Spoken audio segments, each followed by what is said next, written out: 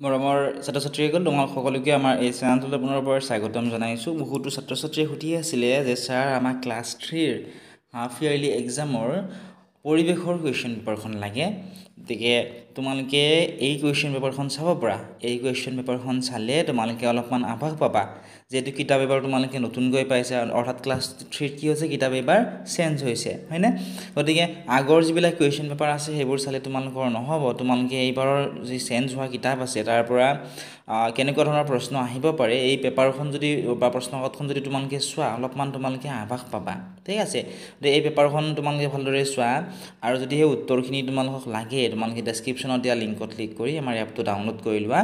এপত তোমালোকে অনলাইন ক্লাছো কৰিব পাৰিবা, লগতে কুৱেশ্যন পেপাৰবিলাকো তাত তোমালোকে পাবা। কোনোবাটো প্ৰশ্নৰ উত্তৰ নোৱাৰিলে হোৱাটছআপত আমাক সুধিব পাৰিবা, সেই প্ৰশ্নৰ উত্তৰ আমি তোমালোকক দিবলৈ চেষ্টা কৰিম।